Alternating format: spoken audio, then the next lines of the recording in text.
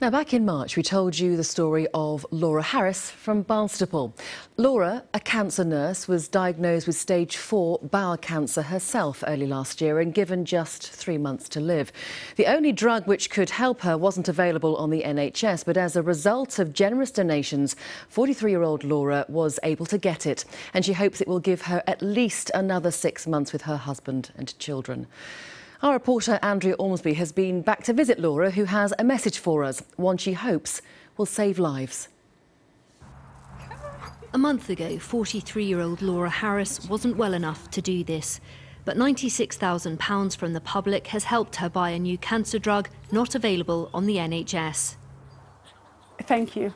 What do you say? Thank you so much. Look at the difference just in the time that I've had 4 cycles of drug, 4 cycles of chemotherapy. And what that means to my family, what that means to my children.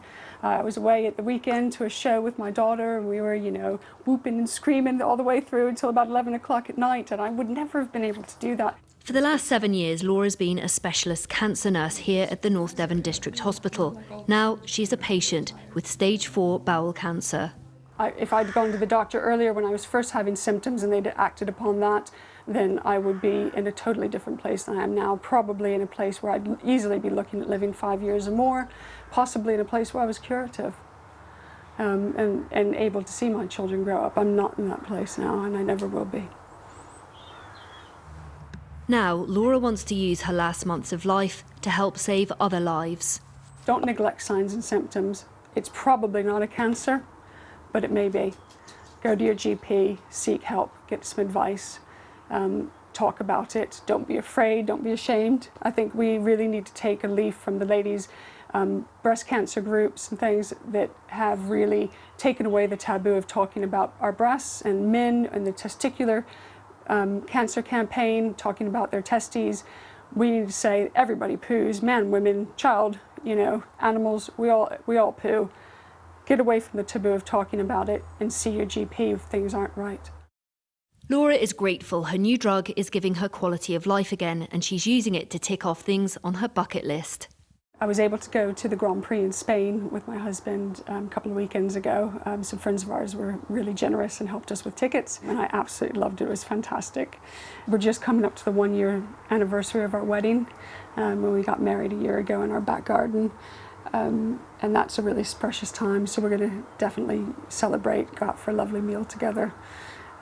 We're out walking the dogs, we're taking the kids out to local places, tar steps, things like that, things that I wouldn't have been able to do just a few months ago. I wouldn't have even dreamed of. I'm able to do now. Yeah, I'll pat you too. Laura hopes she'll make it to next year, but she knows she doesn't have long. Donations from the public have helped make her last months happy, and Laura says she's thankful, incredibly thankful. Andrea Ormsby, BBC Spotlight, Barnstaple.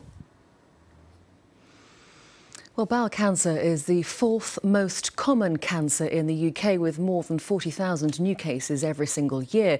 Around 1 in 20 people will be diagnosed with it during their lifetime, with more than half the cases being diagnosed at a late stage. Well, screening can help detect it at an early stage when it's easier to treat.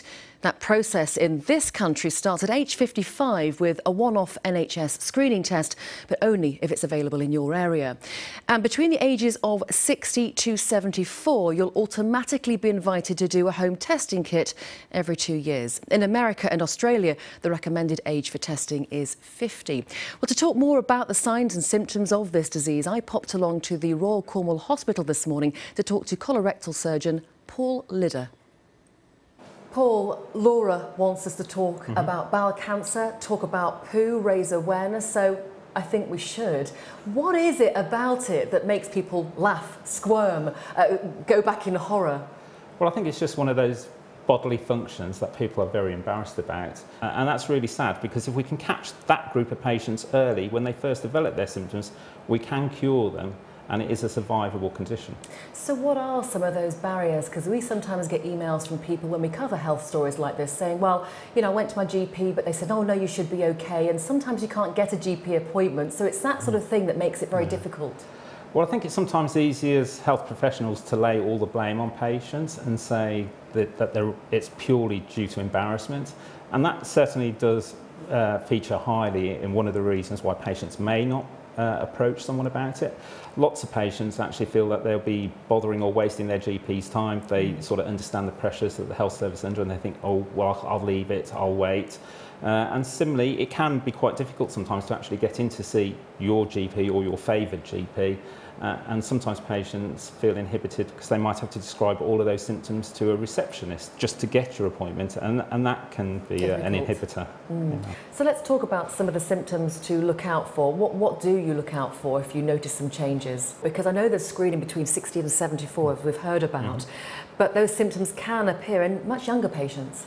Yeah, bleeding can occur in much younger patients, and it would always be a red flag in a younger patient if they've got a family history. Certainly a number of first-degree relatives, or particularly any family members under the age of 50, that would be a warning sign that that patient should seek help more quickly.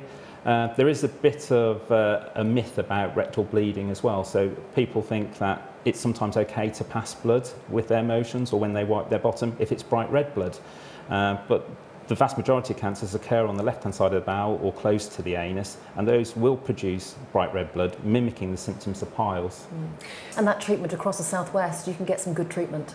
Oh yes, I trained in the southwest, and there's lots of support. There's great networks. There's local charities that raise awareness, such as Bowel Cancer West. You know, we've got a whole team of specialised nurses that will help patients through that journey. But if we catch people early enough, if we get them to present with those early symptoms, then their outcomes will be that much better. As one of your nurses just said, don't sit on the problem. No, definitely don't sit on the problem.